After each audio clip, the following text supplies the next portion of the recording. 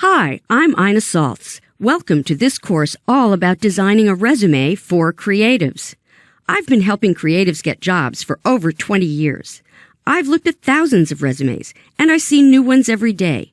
I know what works and what doesn't, and I want to help you create the very best resume, a resume that will make a powerful first impression in front of hiring managers and recruiters. Whether you're a recent grad or a young professional, a mid-career creative, or a seasoned professional with managerial experience, there's plenty in this course for you.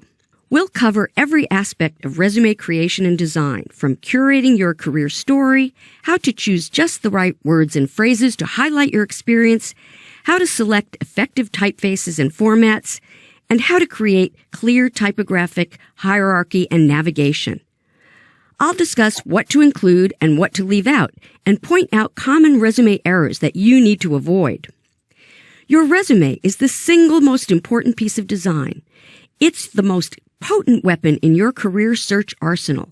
It's the first crucial test toward getting hired. When you're a creative, your resume is the first glimpse a hiring manager will have of your design skills, so it has to be impressive and flawless. There are so many ways to design a successful resume. You may choose to take a quiet and elegant approach.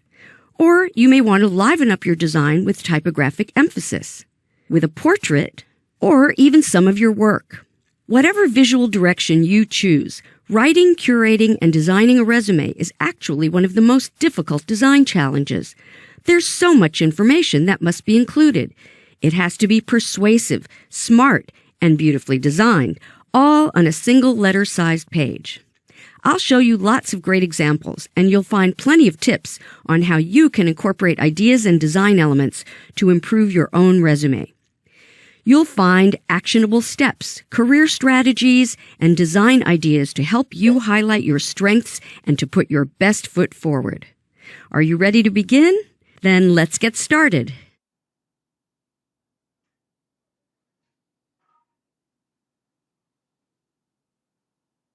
Here's the goal. This course should serve you in a number of ways. If you want to get the most out of this course, keep an open mind about changes you can implement to make yourself stand out and be a more valuable potential candidate for your next job opportunity.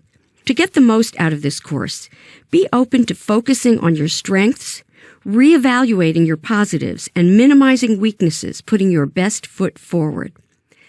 I want you to be able to take a clear-headed look at how your current resume measures up and to consider the possibilities of reimagining your public face, the face employers want to see.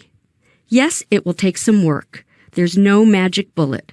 But if it's been a while since you were looking for the next step in your career, chances are the ground has shifted. In many ways, it has shifted in a good way.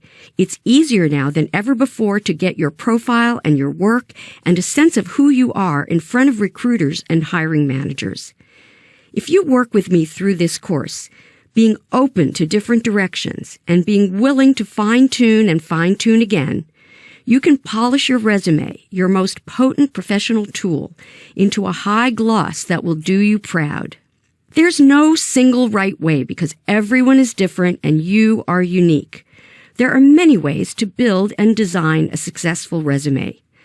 Start by putting yourself in the position of the hiring manager and research resumes that you can easily find online through many sources. The more resumes you look at, the more you'll learn about what to do and what not to do. Most people are so focused on their own resume that they can't see beyond the edges of that single piece of paper. Take advantage of the internet and do as much research as you can. There are so many ways you can research your competition. Of course, I'll be showing you plenty of resumes in this course and analyzing them. I'm always reviewing new resumes. In fact, I see many hundreds and hundreds of resumes every year. One last tip on getting the most out of this course. In the exercise files, you'll find a list of online job hunting resources and links to online writing resources.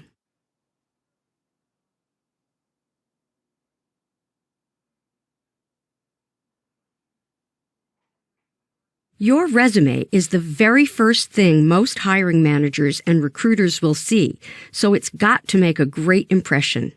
You may have the world's most fantastic portfolio of creative work, or you might be the most entertaining and brilliant person in the room, but no one will ever get a chance to know if your resume doesn't show off your wonderful qualities right off the bat.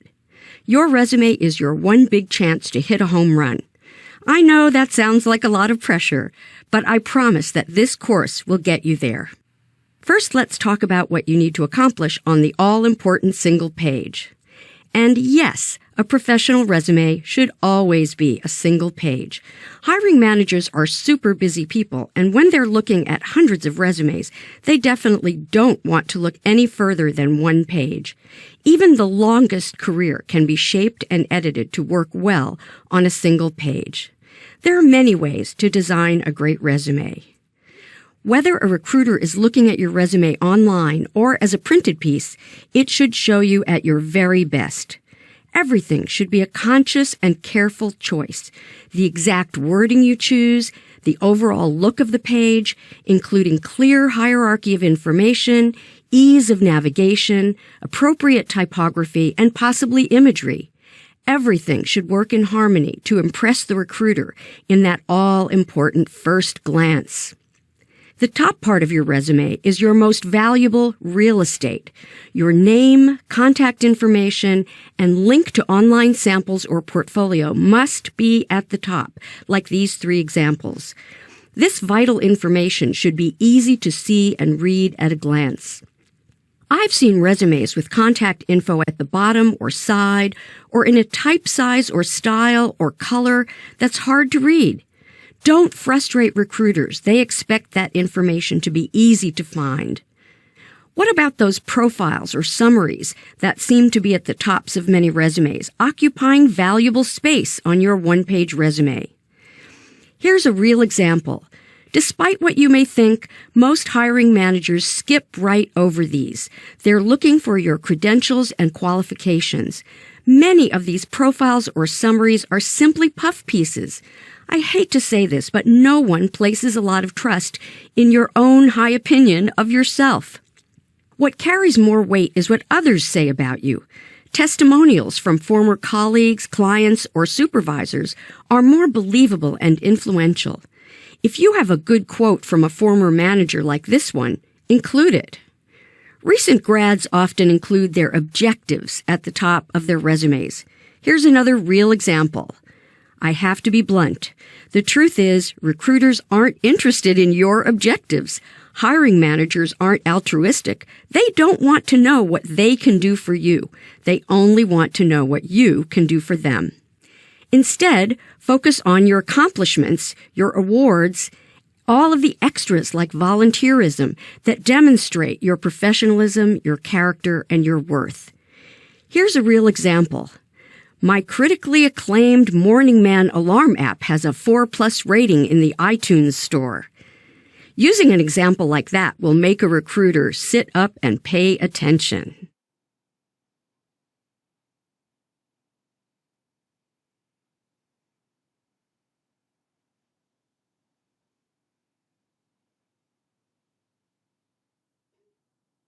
Whether you're a newbie in the creative field with a freshly minted design degree, or whether you're a seasoned professional, the mission-critical information on your resume is education and experience. I call this the meat and potatoes of the resume. Hiring managers and recruiters are going to be looking first and foremost for job titles, dates, company names, keywords, and qualities that fit their needs. It's up to you to make their job easier. Present your information clearly and upfront. Use good typographic hierarchy to visually organize and highlight your education and experience. For new or recent grads, education should be topmost, unless you have a slew of relevant internships, or it can be topmost in a side column, like this. If you're not a recent grad, education should be below your experience. Your experience should be carefully worded. Every word and phrase counts. Keep it tight. Eliminate any excess verbiage. Put yourself in the position of the hiring manager. Don't include every tiny task involved in your job. I've actually seen a resume where someone said he started the coffee maker for the office every morning. Include keywords. A hiring manager will scan for keywords. Job titles are keywords. And within your job descriptions, job responsibilities should contain keywords. These will be different depending on your field of expertise. Your experience should always include dates, and that means including months, not just years. It's a red flag if only years are mentioned. It looks as if the actual length of the job is being disguised or hidden. Be honest. Everyone has had breaks in employment while they're between jobs. One way to be honest and account for a gap is to indicate ongoing freelance or personal work during a break in employment. In creative fields, it's very common to have an ongoing freelance or consulting practice or an ongoing artistic practice in tandem with full-time employment. There's no single right way to describe your responsibilities. Writing in the third person is fine, but first person works too. Some people think first person is more dynamic and direct, but be careful about using I too repetitively. Your current job should be described more fully than your previous jobs, because generally every job is a step up the career ladder, either in job title or the importance of the company or your responsibilities. But there can be exceptions. One example, let's say you had to take a step down to stay employed because you got laid off from a much better job. Your description for the previous job, even though it's not your current one, can be longer. Recruiters can read between the lines. They're used to looking at tons of resumes. The length of your job description is a visual cue that shows what's more important to you. Phrasing your responsibilities and accomplishments in the most direct and positive way takes a lot of skill. If you have a trusted friend or colleague who's a good writer or editor, it always helps to have a second or even a third eye on your copy. Everyone needs a good editor, so don't be afraid to ask for help. Having a well-written resume is the key to getting to the next level in the hiring process.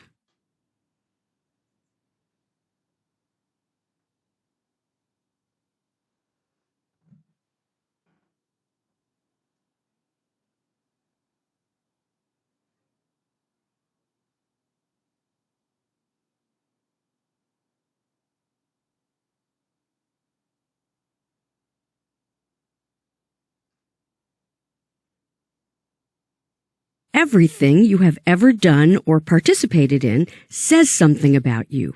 First and foremost, of course, a resume must include direct information such as where you've worked and when you've worked there. But a resume can also contain a lot of indirect information which can reveal your character, your humanity, your empathy and passions. This is the kind of information that can really reach out and touch a hiring manager or recruiter. These indirect clues can make the difference between getting to the next step in the hiring process or just being another resume in the maybe pile on a recruiter's desk. Your resume should include all of your relevant activities and maybe a sprinkling of quirky ones too, so it will create a well-rounded picture of who you really are. These activities are going to be the final touches at the bottom of your resume, but think of them as a tasty dessert after your resume's main course of professional experience. What should you include? Memberships, affiliations, awards, volunteering, all of your activities and interests should be included. This information enriches your resume's picture of who you are. Here are some good real-life examples. Be sure to include any awards, honors, or recognition. That can include winning an industry-related competition, having your work accepted for an exhibition, or published in an awards book. That might also include speaking at conferences and other presentations, judging or chairing competitions. Being on Dean's List or Student Honor Societies should be included under your education, along with a high GPA if you had one. This is especially important if you're a recent grad. Memberships in professional organizations shows your industry involvement. This says good things about you. Memberships in other organizations should be included, too. These show you are a civic-minded and active citizen. Have you ever volunteered? Volunteering is a great way to show you care about others and are involved in the life of the community or your professional industry. Volunteering is always It's a great way to network, maybe the best way because you're already showing commitment and dedication. It can lead to many wonderful things, including a good job. So if you're not already out there volunteering, get involved and definitely put it on your resume. By the way, volunteering can take many forms. It might be with an established organization or industry group, or it might be super local, even as local as informally tutoring your neighborhood kids in reading or math. Yes, put that on your resume. Did you organize a neighborhood cleanup day? That says you care about the community and the environment. Did you participate in a fundraising walk, run, bike, or drive for a worthy organization? Wonderful. Include it. What else? Include participation in organized sports. Were you on your school's tennis team? Great. Do you play on an amateur hockey team?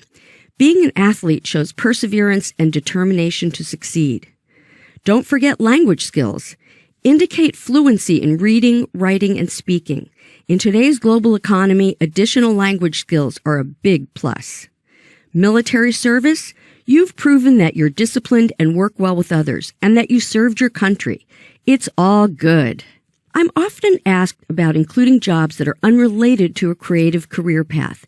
Guess what? Nothing is really unrelated. Were you a part-time summer lifeguard? It shows that you were trained and trusted to guard others' safety. Did you work as a cashier? This shows you were trusted with the responsibility of handling cash and providing customer service. If you're young and don't have a lot of professional creative experience, describing any and all work experience is especially valuable. When you're further along in your career, these early work experiences aren't as important and can be omitted from your resume for space reasons. A one-page resume is always the goal, no matter how much experience you accumulate. I really like to see other interests included on a resume. It's not a must, but it lends a bit of humor and an eye wink that can add some fun and uniqueness to your story. Here are a couple of real examples. You can list these under a heading called In Addition or About Me or Favorite Things. I've seen some fairly odd things on resumes that have really piqued my interest and made me curious enough to want to meet someone. For example, participating in sheep shearing, collecting odd-shaped boxes, or winning a disco roller skating contest. Here's another example of additional interests that I love. This guy is a motion graphics designer, but he's also a serious athlete and an Eagle Scout. Including details like this might seem unrelated to your job search, but it also might be just the thing that sets you apart and makes the hiring manager think, hey, I want to meet this person. So, don't be shy. Tell your whole story. You're an interesting person.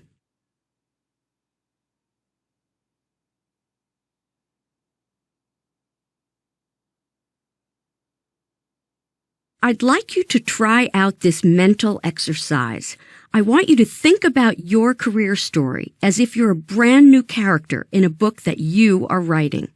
In other words, I'm asking you to let go of all the things you believe about yourself and all the things that you think you know about yourself and all the things that you think other people know about you or say about you. Believe me, I know this can be really hard because especially as we get further along in our careers, we tend to repeat our story and it's easy to just stick to it. In fact, we tend to build on that story over time. And when you're kind of stuck in that place, it's really hard to see yourself clearly and take a fresh look at who you really are and how to present yourself in the best possible way to someone who doesn't know anything about you. I want you to try, just try, to let go of who you think you are. You can rewrite your story. I'm sure you have a resume that you've been using for a while.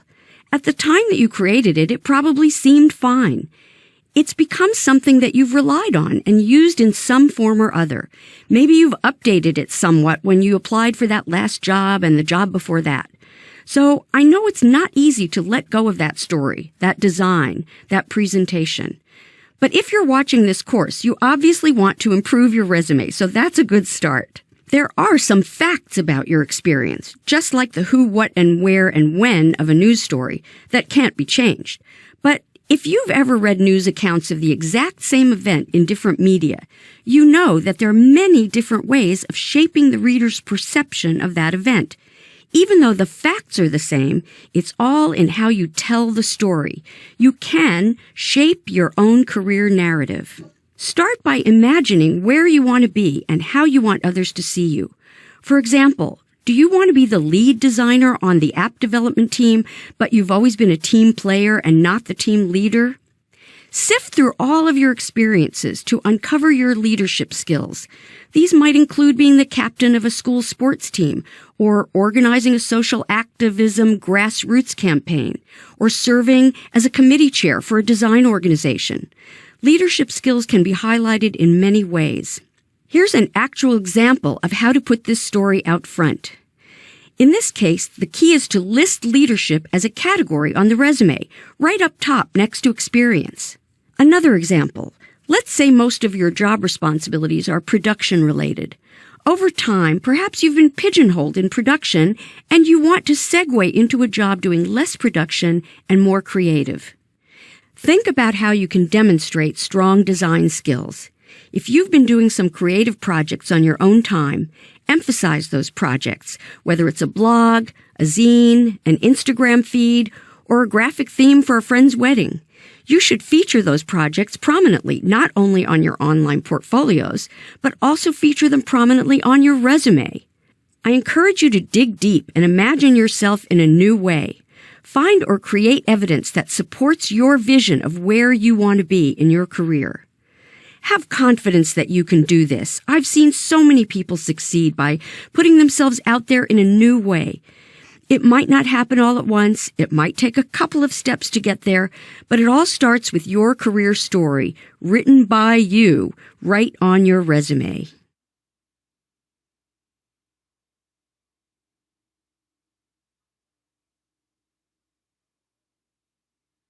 We are all human. And being human carries with it a whole range of circumstances. Life happens. We're the sum of all our experiences and the world we live in. That's why a resume, as important as it is, can't just be boilerplate. Yes, it should convey the essential information that a recruiter is looking for, but it also needs to be real.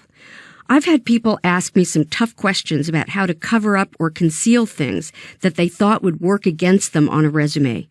Most have to do with time between jobs. Getting laid off or even getting fired from a job is painful, but it's also very common, especially in creative fields. Be honest about any breaks in work time. There are ways to acknowledge a break while putting a positive spin on your abilities and your intentions to move forward. How can you handle gaps in your work history? It's best to tell the truth in the best possible way. Trying to hide something just isn't a good plan. You can tell when someone's handing you a line, and a hiring manager can too. Hiring managers have life experience, so they know that people often get laid off or even fired for many reasons beyond their control. For example, the mission of a company or division may change, which often comes with personnel changes. Companies restructure or fold. Sometimes your boss or your boss's boss is replaced by someone new. And that someone new wants to bring in his or her own people, a new team, perhaps people with whom they've had a previous work relationship.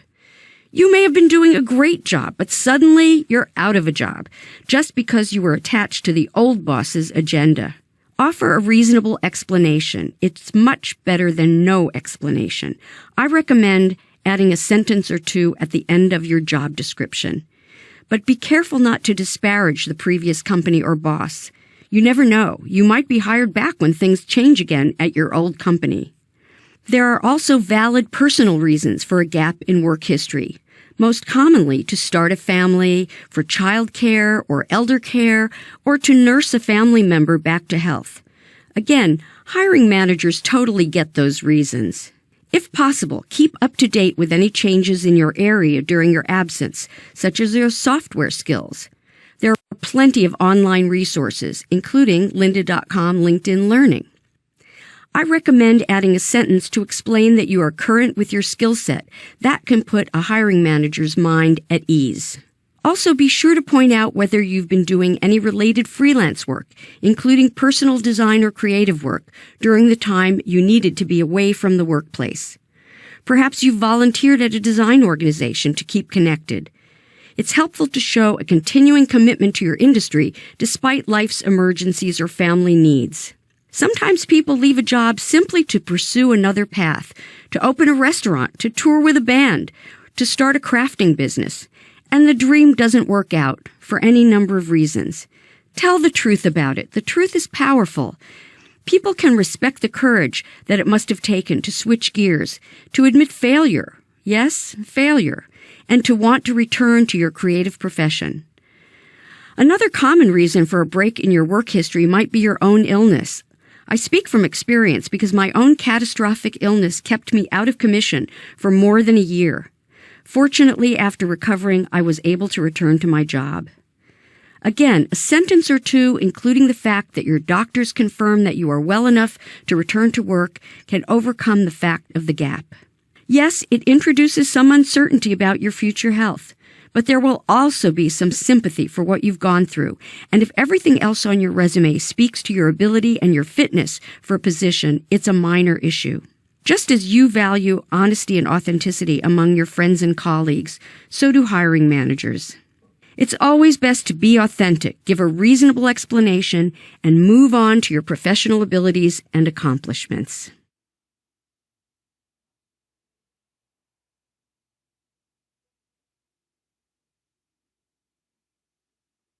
In this course, I've included sections that address different levels of experience because I have specific advice for recent grads, mid-career creatives, and seasoned professionals. The section on recent grads has advice for both brand new graduates and includes young professionals, people who've been in the workforce for about 3 to 6 years. If you're in an entry-level or junior position, you're considered a young professional. The section on mid-career creatives includes advice for everyone who's been promoted from a junior position up to having the first 15 or 18 years of work under your belt. And the section on seasoned professionals includes advice for those who've held at least 1 or 2 very senior positions, people who have 2 decades of creative experience or more. But first things first. It might seem obvious, but every resume should have the 4 most important pieces of information at the top. Let's call them your vitals, just as important as your medical vitals. Your name, a professional email address, a phone number, and a link to your online portfolio. You may have your portfolio in several places, and if you do, that's great. But on your resume, you should limit your portfolio links to no more than 3, and be aware that the recruiter might only look at the first one on your list. If you have more than one phone number, include the one where you are most reachable. Make sure you have a professional voicemail message and be diligent about retrieving your messages promptly. Never let your voicemail box get full so it is unable to record additional messages. That's bad form. These days, a mailing address is not necessary, but you may include it. You may also want to include the URL of your LinkedIn profile. Your vitals should be super legible in a style and size that is easy to read.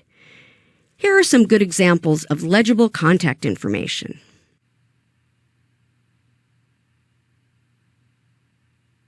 I've seen resumes where I could not decipher an email address or phone number because it was in a tiny or very condensed or too decorative type style, or in a color without enough contrast to the background.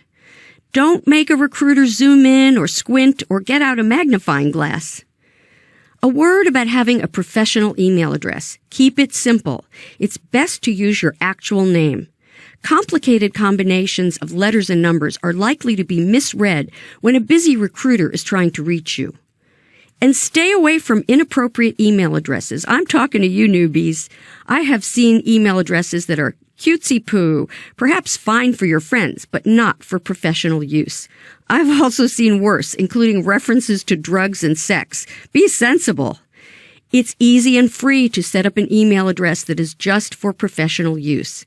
Seriously, use an obvious version of your name, which is helpful for someone who might be searching their emails to find you.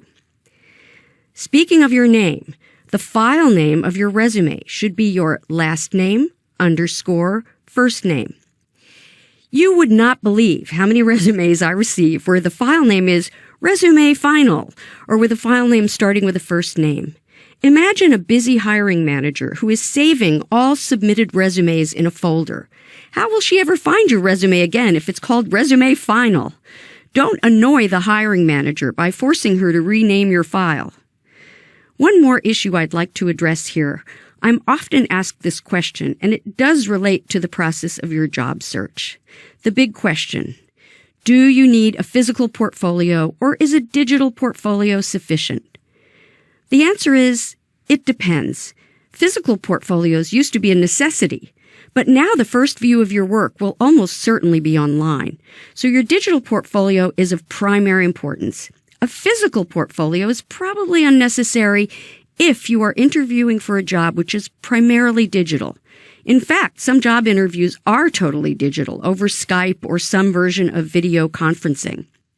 However, a physical portfolio can be a valuable adjunct to your digital portfolio in certain cases. For example, if you're in a field where client presentations require making physical comps or mock-ups, your hand skills are part of a necessary skill set. Photos can be retouched to make them perfect, but physical pieces can be key to showing off your exacting hand skills. Another example, perhaps you want to include personal work, such as an artist's book or other handmade, one-of-a-kind work. Digital photos of such work can't fully convey the experience of handling it, feeling its texture, the experience of paging through it or unfolding a three-dimensional piece. And if you get to the point where you're having a face-to-face interview, there's still a place for a physical portfolio.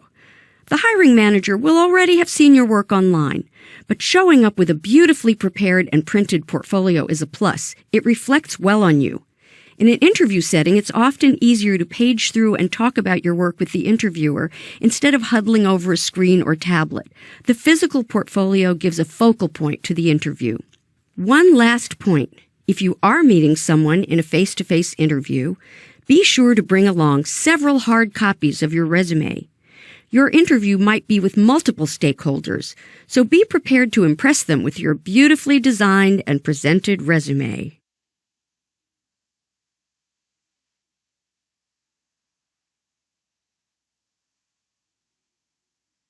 So, you're a brand new creative grad or a young professional. Here are some real examples with great tips for a good-looking and effective resume to boost you to the next level. First, let's talk about order and content. If you've recently graduated, your education credentials should be right at the top under your vitals or contact information. If you had a good GPA, anything 3.5 or higher, include it. Did you make Dean's List or were you Phi Beta Kappa? Did you graduate with honors? Any scholarships? Definitely include details.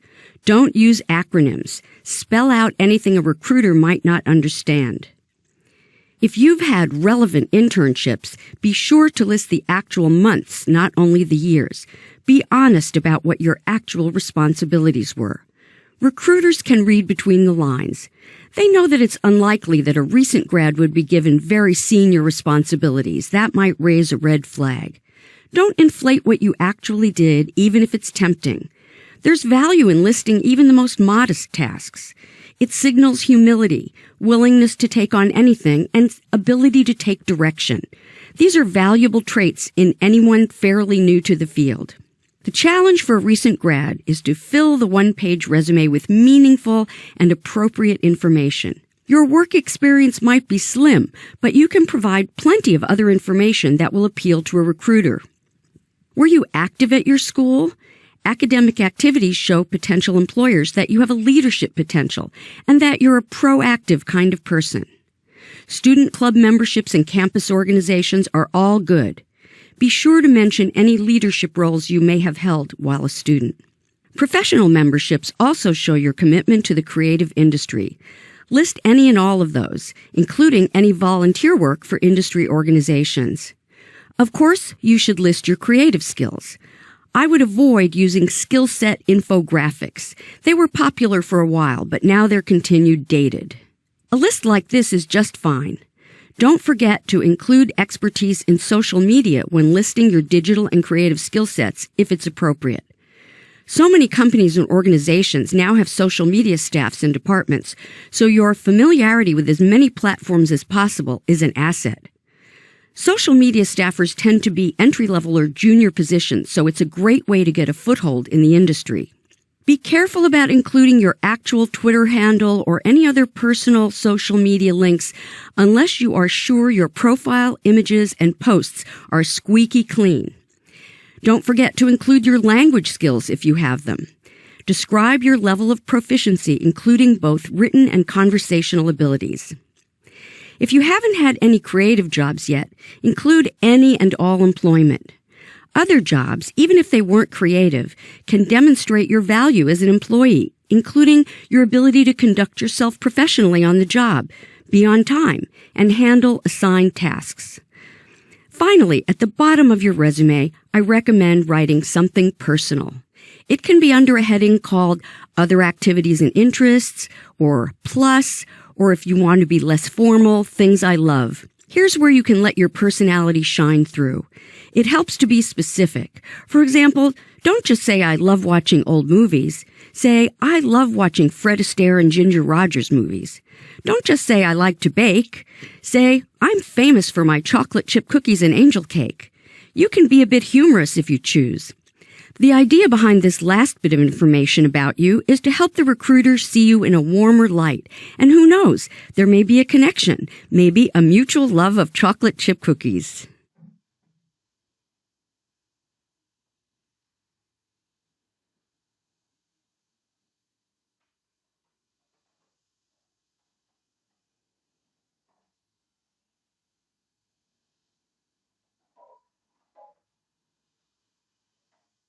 You've put in quite a few years as a creative, 15 or 18 years or more.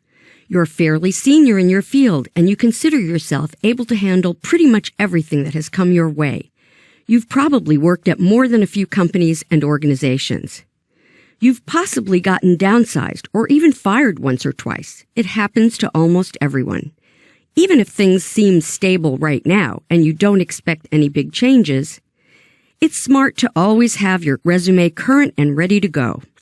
You never know, an opportunity may present itself, or there might just be a sudden change in your situation. Just like the Boy Scout motto, be prepared. As a mid-career creative, you should have plenty of material to include on your resume, so keeping it edited down to the most important information is your challenge. The gold standard is still a one-page resume because recruiters and hiring managers want the bullet on you before they spend any time going to the next step. Recruiters will skip right over any profile or summary information, so don't use up valuable real estate at the top of your resume with your self-assessment of your own abilities. After all, it's only your opinion of yourself, and as such, it doesn't carry a lot of weight. Recruiters and hiring managers are skimming, looking for actual job information, where you worked, for how long, your job title, and responsibilities. But if you had measurable accomplishments, embed them in your job description. Here's a good real-life example. Convinced leadership of need for new website, and in just 3 months, revamped to achieve #1 ranking in search. Not all creative work will have measurable results, or the results might not be clearly attributed to the creative work. But if you have any statistics that you can claim, go for it. Some other examples of measurable accomplishments might be higher sales figures, increased web traffic, or production savings, for example. How much space should you allocate to a job description? Your current or most recent job should get the most space with the most detailed information.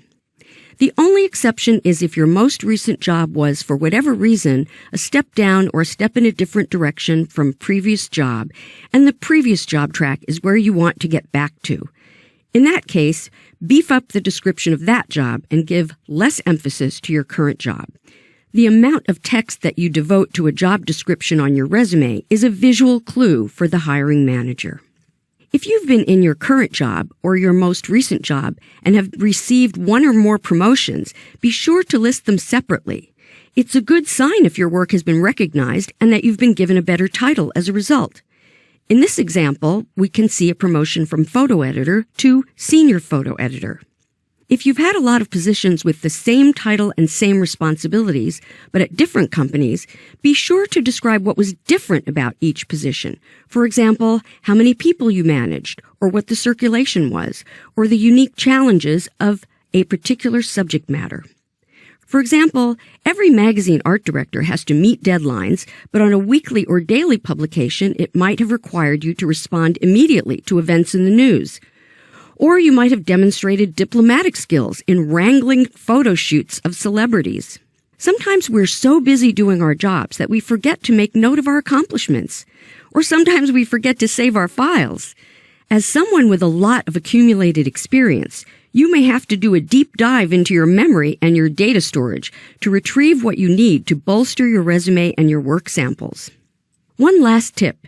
If you've had some particularly good relationships with important people who would be willing to write a short recommendation for you, you might include that within your job description.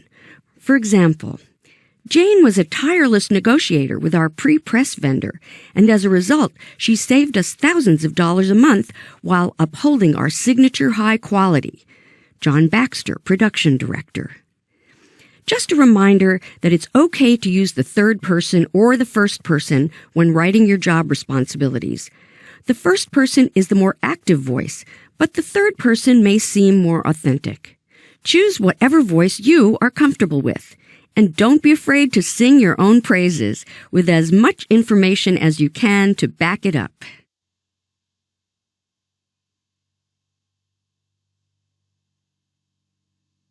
If you're a seasoned professional, you've been in the creative industry for a couple of decades or more.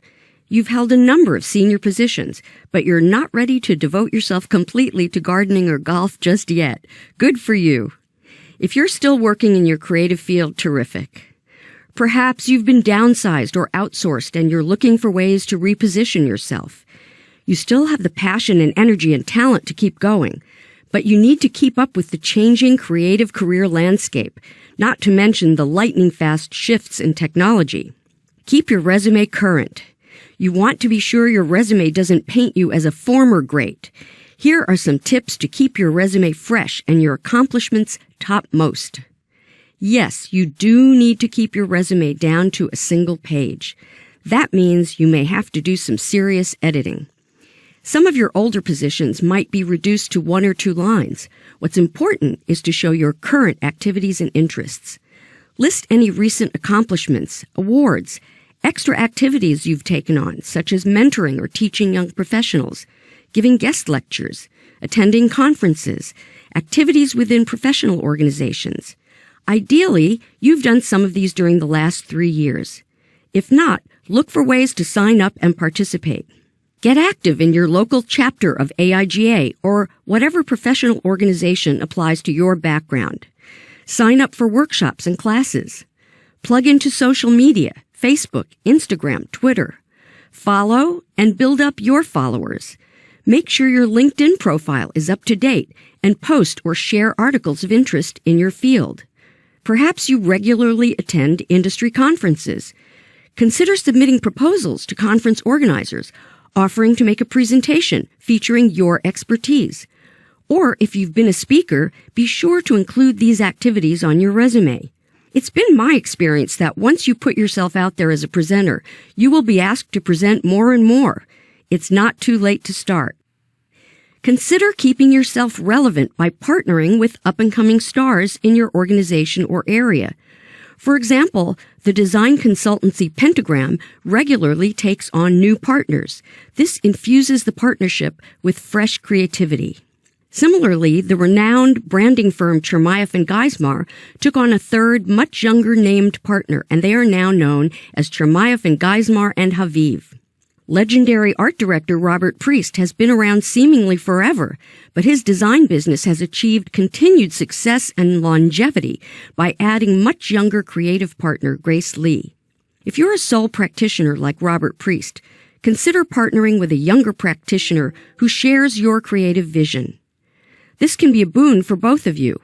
Your contacts and depth of experience can be a great match for someone who is still building a practice, and a younger partner can keep you up to date with new technology and recent developments in your field.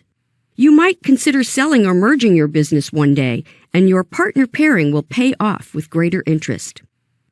I also recommend joining organizations like the New York City New Media Lab that can provide remote or in-person opportunities to meet up and check out what's new and exciting in cutting-edge future technology.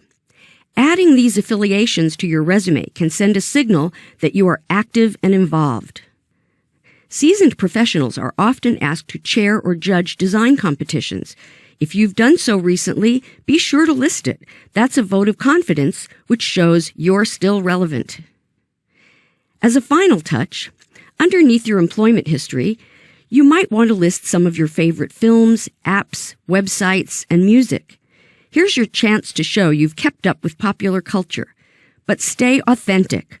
I'm always polling my students because I'm curious to know what's capturing their imagination. If you don't have access to young people, make an effort to befriend some. It's amazing what they can teach you about what's happening.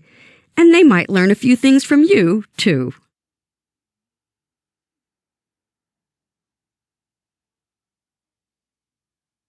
Many creatives stick to what they do best for their entire careers. But people do change, especially creative people. Career transitions can be successful if done in the right way. I have some good suggestions to make it work for you. You can chart a new course intelligently with good planning. I've always been fascinated with people who've changed course in mid or late career.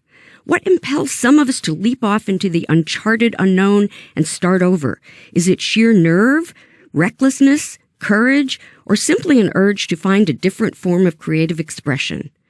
Whether by chance or by design, it is possible to change your career course. So, how can you take this step in a balanced and informed way? All industries undergo change and shifting fortunes. If you've been downsized or otherwise sidelined, it might be an industry-wide problem. Changing course has risks, but there are also rewards. Look around for areas of growth where you can incorporate your skills and expertise. It might mean acquiring some new skills. Magazine art director Chalkley Calderwood has always been interested in video. She saw signs that the publishing industry was shrinking, but jobs in video were growing. So she set out to redefine her expertise to fit into an increasingly video-centric arena. Chalkley took courses online and in person to gain more knowledge and expertise in the field. She learned to use the equipment to shoot and edit video, and she took on some pro bono work to build her sample reel. Her transition took almost a year before she scored her first title as acting video director. Chalkley now has an active list of paying clients and loves her new creative life in video. It's never too late. There are so many ways to learn and so many tutorials available online. For many people, these have been the gateway to career change. Sometimes your current area of expertise lends itself to a transition. Jackie Meyer had a Rolodex full of relevant contacts after decades as a design director at a major book publisher.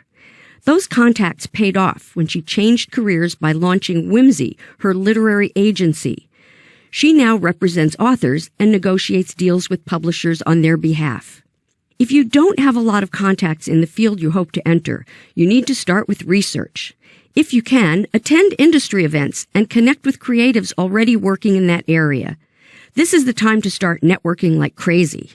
Maybe you've started a side business with small projects in the area you hope to segue into.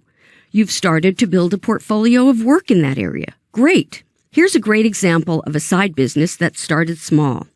Designer Anna Kula longed to get away from her computer. She had always loved to sew and crochet, so on the side, she started designing handmade hats, scarves, and accessories. She began marketing her creations to local retailers and then to national chains. She's still doing a bit of computer-based design, but now most of her time is spent on her new business, and she has a happier creative balance in her life. What kind of a creative transition makes the most sense for you might depend on what you're doing now. Are you an art director who commissions illustration and photography? Quite a few art directors who've worked with photographers and illustrators have transitioned to become illustrators or photographers themselves. Edel Rodriguez, Mark Ulrichsen, and Lloyd Ziff, to name a few. They all started the process of shifting paths by having a side gig. As their work became known, there came a point when they could transition into illustration or photography full-time. Of course, it helped to have all the contacts they had made over the years as art directors. Sometimes it works the other way around. Illustrators do a lot of creative concepting and problem solving. For some of them, this skill can pave the way to becoming an art director. If you're thinking about a creative transition, make sure your resume and your online work are a match for your new path. Your resume and website and all of your supporting documents and visuals need to reflect your change of focus. Showcase your new creative work at the top of your resume and list any achievements right in the description. For example, if you've won any photography competitions, or had an exhibition, or are doing pro bono photography for a not-for-profit, list those accomplishments. Include any testimonials right up front. For example, Joan did a fantastic job of shooting portraits of our board of directors for our upcoming event journal. We liked her work so much that we hired her to shoot the event next month. And follow that with the name and title of the writer and the organization. It's tough to make time to start something new, but it's worth the extra work if you really want to make a change. If you're working full-time while trying to acquire a skill set and develop a portfolio in another creative field, it can be challenging to balance it all. But the bottom line is this. If you want it enough to make the effort, changing your career path can pay off in happiness, balance, and quality of life. Change keeps you alive and percolating. Change is good.